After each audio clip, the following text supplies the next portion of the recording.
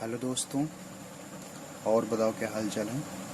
आज का मेरा टॉपिक जो बायोलॉजी का है इसमें ह्यूमन हार्ट है। क्योंकि जितने भी एग्ज़ाम जिसमें कि स्पेशली बायोलॉजी पूछा जाता है और साइंस जिसमें आता है तो उसमें ह्यूमन हार्ट काफ़ी इम्पोर्टेंस रखता है। उसमें क्वेश्चन काफ़ी इससे आते हैं।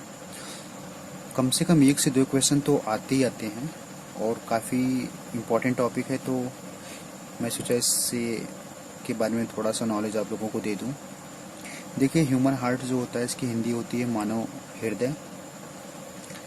और पहला चीज़ तो क्वेश्चन ये आता है कि ह्यूमन हार्ट जो होता है वो उसका शेप कैसा होता है, यानी उस दिखता किस तरीके का है। तो दोस्तों मैं बताऊं कि जो ह्यूमन हार्ट होता है ना, वो ऐसे बंद मुट्ठी के समान का होता है। ऐसे मतलब इस तरीके का ऐसे होता है। और ह्यूमन हार्ट के अध्ययन को क्या कहा जाता है? कार्डियोलॉजी कहा जाता है। यानी पूछेगा क्वेश्चन में कि मानव हृदय के अध्ययन को क्या कहा जाता है, तो ऑप्शन में दे देगा साइकोलॉजी, साइटोलॉजी, फाइकोलॉजी, कार्डियोलॉजी। तो आपका आंसर क्या होगा? कार्डियोलॉजी। ठीक है।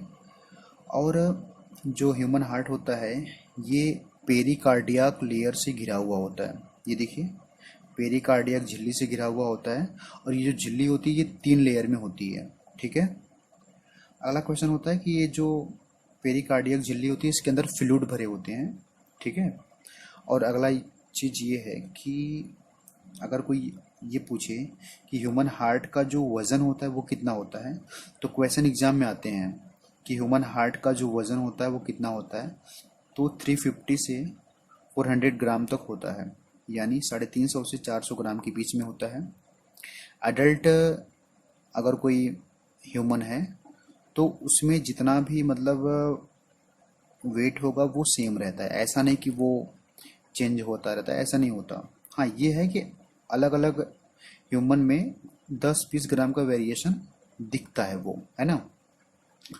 अब अगला क्वेश्चन आता है कि ह्यूमन हार्ट का जो लोकेशन होता है, यानी ह्यूमन हार्ट पाया किधर जाता है पूरे बॉडी में, तो ह्यूमन हार्ट चेस्ट के साइड में पाया जाता है और बाएं साइड में पाया जाता है। यानी लोकेशन किधर होते हैं? इन लेफ्ट, यानी बाएं साइड में पाया जाता है। लेकिन कुछ मानव में कभी कभी ऐसा देखने को मिलता है। डॉक्टर से आप लोग बात मतलब वो जब पता करोगे तो आपको पता चलेगा कि कुछ पेशेंट ऐसे आते हैं उनके पास जिनका हार्ट जो होता है वो राइट साइड में होता है। तो अगर हार्ट राइट साइड में है तो उसको कहा जाता है डेक्स्ट्रोकार्डियक। डेक्स्ट्रोकार्डियक कहा जाता है। और अगर हार्ट राइट साइड में है तो ब्लड सर्कुलेशन में प्रॉब्लम होती है। ठीक है। लेकिन अगर वही ह्यूमन हार्ट अगर लेफ्ट साइड में है तो ब्लड सर्कुलेशन में कोई भी प्रॉब्लम नहीं होती है। ठीक है। दूसरा चीज, अब इसीलिए लोग कहते हैं ना कि छोड़ो। अगला है कि what is the work of human heart, यानी ह्यूमन हार्ट का कार्य क्या होता है। तो ह्यूमन हार्ट का कार्य होता है पंपिंग ऑफ ब्लड। यानी ब्लड को पंपिंग करने का काम कौन करता है? Human heart. जैसे बॉडी में ऐसा तो है नहीं कि बॉडी में जो तुम्हारे ब्लड है वो ब्लड अपने आप पूरे बॉडी में फ्लो होगा, ऐसा है नहीं। तो पूरे बॉडी में ब्लड को फ्लो करवाने के लिए पंपिंग का काम कौन करता है? यही ह्यूमन हार्ट। ठीक है। ये कभी मत सोचना कि कुछ लोग ऐसे टेंशन में रहते हैं कि यार मेरा दिल टूट गया। ये सब नहीं चलता यहाँ पे, क्योंकि अगर दिल टूट ही जाएगा ना तो ब्लड को पंप नहीं कर पाएगी ये ह्यूमन हार्ट। और अगर ब्लड पंपिंग नहीं हो पाया तो फिर पूरे बॉडी में ब्लड पहुंच ही नहीं पाएगा। और जब ब्लड नहीं पहुंच पाएगा तो ह्यूमन का क्या हो जाएगा? डेथ हो जाएगा, है ना। तो ये मत सोचना कि ये बहुत लोग बोलते हैं कि दिल टूट गया, ये हो गया, वो हो गया, सब फर्जी बातें हैं। ठीक है। अगला क्वेश्चन ये आता है कि ह्यूमन हार्ट में कितने चैम्बर होते हैं या फिर कितने पार्ट में ह्यूमन हार्ट बटा होता है। तो मैं बताऊं, ह्यूमन हार्ट 4 भागों में बटा हुआ होता है। ठीक है। 1, 2, 3, 4। ह्यूमन हार्ट 4 भागों में बटा हुआ होता है, जिसमें से कि जो ऊपर के 2 भाग होते हैं इनका नाम होता है एट्रियम, या ऑरिकल भी इसको बोलते हैं। एक्चुअली में जो 4 पार्ट होते हैं ना उनका नाम एक दिया गया जिसको बोलते हैं चैम्बर्ड, है ना। तो ऊपर के 2 को एट्रियम बोला जाता है जिसकी हिंदी होती है अलिंद। और नीचे के 2 पार्ट होते हैं उनको बोला जाता है निलय, है ना। जिनकी इंग्लिश होती है वेंट्रिकल। ठीक है, ये चारों पार्ट से मिलके ह्यूमन हार्ट का निर्माण होता है। ठीक है, अब मैं ये थोड़ा सा बेसिक नॉलेज हो गया ह्यूमन हार्ट के बारे में। लेकिन दोस्तों मैं थोड़ा सा ना मैं सोच रहा हूँ कि ऐसा मैं इसके बारे में बताऊँ आप लोगों को, ताकि जो भी क्वेश्चन आए एक भी क्वेश्चन ह्यूमन हार्ट से बाहर ना जाए। यानी ये वीडियो आप लोग देखेंगे तो एक भी क्वेश्चन इस वीडियो से बाहर नहीं जाना चाहिए। ऐसे मैं डिटेल में अभी आप लोगों को बताने वाला हूँ, क्योंकि अगला जो मेरा पेज होगा वो काफ़ी इंपॉर्टेंट रखेगा। पूरे डायग्राम के साथ मैं डिटेल में एकदम बताऊंगा, उसको ध्यान से पढ़िएगा। ठीक है, ये देखिए है पूरा ह्यूमन हार्ट का डायग्राम है। आप लोग महसूस कर रहे होंगे कि ये बंद मुट्ठी के समान दिखाई दे रहा है ना, यानी बंद मुट्ठी के समान ह्यूमन हार्ट दिखाई दे रहा है। और एक चीज़ थोड़ा ध्यान दीजिएगा आप लोग कि जो प्योर ब्लड होता है, प्योर ब्लड जो होता है वो आर्टरी में फ्लो होता है, और जो इम्प्योर ब्लड होता है वो वेन में फ्लो होता है। लेकिन अगर वहीं एक वर्ड लग जाए पल्मोनरी आर्टरी, तो वहाँ पर इम्प्योर ब्लड हमेशा फ्लो होता है, और अगर वहीं पर वर्ड लग जाए पल्मोनरी वेन, तो वहाँ पर प्योर ब्लड का सर्कुलेशन होता है। यानी वैसे तो आर्टरी में प्योर ब्लड का सर्कुलेशन होता है, और वैसे वेन में भी इम्प्योर ब्लड होता है, लेकिन जहाँ दोनों पर अगर पल्मोनरी लगा तो ये लोग उल्टा काम करना शुरू करते हैं। यानी आर्टरी में इम्प्योर हो जाएगा और वेन में क्या हो जाएगा, प्योर ब्लड का सर्कुलेशन होना शुरू हो जाता है। ठीक है, ये देखिए ह्यूमन हार्ट है, और सबसे पहले ये देखिए कि ह्यूमन हार्ट का ये लेफ्ट वाला पार्ट है, यानी ये बायां वाला पार्ट है, और ये दाहिना वाला पार्ट है। ये बड़ा इंपॉर्टेंट रखता है कि आप किस पार्ट, मतलब पार्ट आपको जब पता होगा ना कौन सा लेफ्ट है कौन सा राइट है, फिर आपको समझने में काफ़ी आसानी होगी। ठीक है, तो ये है आपका लेफ्ट पार्ट और ये है आपका राइट पार्ट में। ये देखिए ऊपर लंग होता है। लंग क्या करता है कि ये ब्लड को प्यूरिफाई करता है। ठीक है, जो भी ब्लड इसमें रहेगा वो प्यूरिफाई करेगा।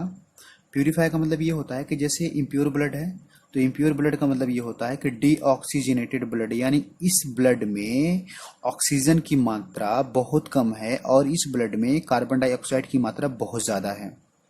और प्योर ब्लड क्या होता है, ये ऑक्सीजनेटेड ब्लड होता है, जिसमें कि ऑक्सीजन की मात्रा बहुत ज़्यादा होता है और CO2 की मात्रा काफ़ी कम होती है। ठीक है, तो आज से इतना ध्यान रखिएगा कि अगर कहीं पर प्योर ब्लड आए तो आप समझ लीजिए कि उसमें ऑक्सीजन की मात्रा बहुत ज़्यादा है, और अगर इम्प्योर ब्लड नाम आता है तो यानी उसमें ऑक्सीजन की मात्रा काफ़ी कम है। ठीक है, ये देखिए लंग है, ये यहाँ से क्या करेगा, ब्लड प्यूरिफाई होगा। प्यूरिफाई हुआ तो फिर वहाँ से बहुत सारे आर्टरी और वेन्स काम करेंगे पूरे ब्लड को जो है पूरी बॉडी में फैलाने के लिए। लेकिन इसके पहले मैं थोड़ा बताना चाहूँगा कि कौन कौन सा पार्ट कहाँ कहाँ पे होता है। देखिए लंग होता है, इसके नीचे ह्यूमन हार्ट होता है, फिर इसके नीचे होता है स्टमक। ठीक है, स्टमक के नीचे होता है लीवर, और लीवर के नीचे होता है इंटेस्टाइन, इंटेस्टाइन के नीचे होता है किडनी, यानी सबसे नीचे किडनी होता है। ठीक है, अब यहाँ से ब्लड क्या होगा कि लंग से ब्लड प्यूरिफाई होगा। ये देखिए रेड कलर से जो मैं दिखाया हूँ ये समझ लीजिए कि ये सब प्योर ब्लड है, यानी ऑक्सीजनेटेड ब्लड है। और यहाँ पर इधर देखिए ये सब रेड और ब्लू दो पेन से मैं दिखाया हूँ, यानी इसका मतलब ये है कि इसमें इम्प्योर ब्लड है। ठीक है, अब देखिए यहाँ से प्योर ब्लड आ रहा है, लेफ्ट एट्रियम में आया ब्लड, फिर वहाँ से लेफ्ट वेंट्रिकल में गया ब्लड। अब लेफ्ट वेंट्रिकल से जो ब्लड पूरे बॉडी में सप्लाई करने का काम कौन करता है, आयोर्टा। एक महाधमनी होती है आयोर्टा, जिसके माध्यम से ब्लड लेफ्ट वेंट्रिकल से वो रिसीव करता है और ऊपर लेके जाता है तुम्हारा ये ब्रेन में और हैंड में लेके जाता है। ठीक है, ऊपर वाले पार्ट में। फिर क्या करता है, नीचे वाले पार्ट में लेके आता है ब्लड, और नीचे वाले पार्ट में लेके आते आते क्या करता है ये कि एक होती है सेलियाक आर्टरी। ठीक है, सेलियाक आर्टरी के माध्यम से ये ब्लड जो होता है ना ये स्टमक में जाता है। सेलियाक आर्टरी से ब्लड जैसे स्टमक में जाएगा फिर ब्लड नीचे आएगा। ये सब प्योर ब्लड की बात चल रही है। ठीक है, फिर ब्लड नीचे आएगा। ब्लड जब नीचे आएगा तो हिपैटिक आर्टरी पाई जाती है, और हिपैटिक आर्टरी से ब्लड कहाँ पे जाएगा, लीवर में जाएगा। फिर ऐसे ही यहाँ पर आगे आप देखेंगे तो ब्लड नीचे आएगा और सुपर मेजेंट्रिक आर्टरी होती है, जिसके माध्यम से ब्लड कहाँ पर जाएगा, इंटेस्टाइन में जाएगा। फिर वही ब्लड क्या होगा कि सुपर मेजेंट्रिक आर्टरी के फिर नीचे आएगा, फिर यहाँ से रेनल आर्टरी के माध्यम से ये ब्लड कहाँ पे जाएगा, किडनी में जाएगा। देखिए अभी तक जो ब्लड यहाँ से लेफ्ट एट्रियम और लेफ्ट वेंट्रिकल से निकल के आयोर्टा के माध्यम से जो ब्लड यहाँ पर आया था ये सब ऑक्सीजनेटेड ब्लड था, यानी प्योर ब्लड था। लेकिन अब ये सब ब्लड जैसे ही स्टमक में और लीवर में और इंटेस्टाइन में और किडनी में ये सब जब ब्लड जब पहुंचेगा तो ये सब ब्लड इम्प्योर हो चुका होगा, ठीक है। लेकिन अब ऐसा तो है नहीं कि इम्प्योर ब्लड को फिर ये अपना सर्कुलेट कर दें, नहीं, इम्प्योर ब्लड को प्योर करना बहुत ज़रूरी होता है, ठीक है। तो एक चीज़ आप लोगों ने नोटिस किया कि अभी तक जितने भी प्योर ब्लड को लाने वाले वेसल्स थे, देखिए आर्टरी और वेन को मिला के उसको वेसल्स बोला जाता है, ठीक है। अब क्या होता है कि यहाँ पर हर जगह आर्टरी वर्ड यूज हुआ है, यानी आर्टरी आर्टरी आर्टरी आर्टरी, यानी कहने का मतलब है कि आर्टरी में प्योर ब्लड का सर्कुलेशन होता है और इधर देखिए वेन वेन वेन, यानी इधर क्या होगा, इम्प्योर ब्लड का सर्कुलेशन होगा। अब देखिए स्टमक में जब ब्लड आया और इम्प्योर हो गया तो सेलियाक वेन के माध्यम से ये ब्लड इसको रिसीव मतलब ये लेके जा रहा है। लीवर में जो ब्लड इम्प्योर हुआ है उस ब्लड को कौन लेके जा रहा है, हिपैटिक वेन लेके जा रहा है। फिर इंटेस्टाइन में जो ब्लड इम्प्योर हुआ है वो पोर्टल वेन के द्वारा पहले लीवर में जाएगा, फिर लीवर क्या करेगा, इसको हिपैटिक वेन के द्वारा ऊपर लेके जाएगा। फिर किडनी में जो इम्प्योर ब्लड है उसको क्या करेगा, रेनल वेन लेके जाएगा, ऊपर लेके जाएगा। आप लोगों ने देखा कि यहाँ पर आर्टरी काम कर रही थी, यहाँ पे वेन काम कर रहा है, लेकिन कभी भी सुपर मेजेंट्रिक आर्टरी तो यहाँ पे होती है, लेकिन यहाँ पर सुपर मेजेंट्रिक वेन नहीं होता है, क्योंकि यहाँ पर पोर्टल वेन काम करता है। पोर्टल वेन के माध्यम से इंटेस्टाइन से जो इम्प्योर ब्लड होता है वो लीवर में चला जाता है, ठीक है। देखिए ये सब ब्लड जो इम्प्योर हो चुका था, ये सब ब्लड अब आ गया है कहाँ, इस वाले में, है ना। यहाँ से रिसीव मतलब यहाँ से जा रहा है ऊपर। अब इन सब इम्प्योर ब्लड को रिसीव करने का काम कौन करता है, वो करता है इन्फीरियर वेना कावा, ठीक है। इन्फीरियर वेना कावा इन सब ब्लड को रिसीव करने का काम करता है। और एक जो ये ऊपर से ब्लड यहाँ पर जो प्योर ब्लड गया था ब्रेन और हैंड में, वहाँ से ब्लड को रिसीव करने का काम कौन कर रहा है, सुपीरियर वेना कावा, यानी ऊपर से आने वाले ब्लड को रिसीव करने का काम सुपीरियर वेना कावा कर रहा है और नीचे से जाने वाले ब्लड को रिसीव करने का काम इन्फीरियर वेना कावा कर रहा है। ये दोनों इम्प्योर ब्लड को लाएंगे और राइट एट्रियम में रिसीव करेंगे, ठीक है, और राइट वेंट्रिकल में जाता है। जैसे राइट वेंट्रिकल में ये ब्लड पहुंचेगा फिर वहां से क्या होगा कि पल्मोनरी आर्टरी इसे लेके जाएगी फिर लंग में, और लंग फिर प्यूरिफाई करके यहाँ से भेजेगा और ये आयोर्टा के माध्यम से फिर पूरे बॉडी में ये ब्लड सर्कुलेट करता रहेगा। यानी ये एक साइकिल होता है। यानी कहने का मतलब ये है कि क्वेश्चन देखिए कैसे पूछता है, ये तो पूरा आपको पता हो गया। देखिए क्वेश्चन कैसे पूछता है, क्वेश्चन ऐसे पूछेगा कि इम्प्योर ब्लड को स्टमक, लीवर, इंटेस्टाइन और किडनी से लेफ्ट वेंट्रिक एंड एट्रियम तक लाने का काम कौन करता है, तो वो कौन करता है, इन्फीरियर वेना कावा।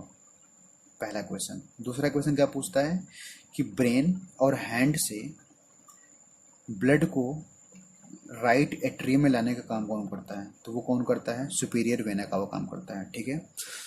फिर क्या बोलेगा कि जब इम्प्योर ब्लड राइट वेंट्रिकल में आ चुका है तो राइट वेंट्रिकल से लंग्स तक इम्प्योर ब्लड को ले जाने का कौन काम करेगा, तो वो कौन काम करता है, पल्मोनरी आर्टरी काम करता है। फिर क्वेश्चन ये बनेगा कि लंग्स से लेफ्ट एट्रियम में प्योर ब्लड को लाने का काम कौन करता है, तो वो कौन करता है, पल्मोनरी वेन करता है।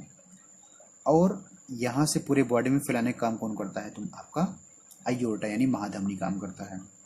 ऐसे क्वेश्चन बनते हैं। क्वेश्चन ऐसे भी बन सकता है कि जो आयोर्टा है, आयोर्टा से जो ब्लड आ रहा है स्टमक तक लाने का काम कौन करता है, तो वो कौन करता है, सेलियाक आर्टरी काम करता है। फिर क्वेश्चन आएगा कि आयोर्टा से जो प्योर ब्लड आ रहा है उनको लीवर तक पहुंचाने का काम कौन करता है, तो वो कौन करता है, हिपैटिक आर्टरी करता है। फिर यहाँ सुपर मेजेंट्रिक आर्टरी करता है इंटेस्टाइन में ले जाने के लिए। फिर यहाँ पर रेनल आर्टरी करता है किडनी में ले जाने के लिए, ठीक है। देखो दोस्तों एक चीज़ ध्यान रखना कि थोड़ा सा डिटेल में इसको पढ़ना, 2-3 बार 4 बार इस वीडियो को देखना तभी समझ आएगा, क्योंकि थोड़ा सा ये टफ होता है ह्यूमन हार्ट। और इसमें ये सुपीरियर वेना कावा ध्यान रखना, ऊपर से जब ब्लड आता है तो सुपीरियर वेना कावा काम करता है, नीचे से ब्लड गया तो इन्फीरियर वेना कावा काम करता है। बंद मुट्ठी के समान इसका शेप होता है। इसका काम क्या होता है, ब्लड को पंप करना काम होता है। इसको आप रट लो, ब्लड को पंपिंग करने का काम ह्यूमन हार्ट का होता है। ब्लड को प्यूरिफाई करने का काम लंग्स का होता है। ब्लड को फिल्टरेट करने का काम किडनी करता है। आपको पता है ब्लड को फिल्ट्रेट करने का काम किडनी करता है, जो कि एक्सक्रिएटिव पार्ट है पूरे बॉडी का। एक्सक्रिएशन करता है कौन? किडनी। ठीक है। तो दोस्तों कैसा लगा मेरा वीडियो? एक बार मैं अभी आगे जो अगला मैं वीडियो बनाऊंगा उसमें आप लोगों के लिए मैं ये बताऊंगा कि ये ब्लड जो पंपिंग हो रहा है 1 मिनट में कितना पंप करेगा और कितना लीटर ब्लड ये पंप कर लेता है, और ये जो पंपिंग होता है ये बच्चों में मतलब किस तरीके का होता है और अडल्ट में किस तरीके का होता है ना, एंड फीमेल में किस तरीके का होता है, ये सब मैं आपको कल बताऊंगा डिटेल में।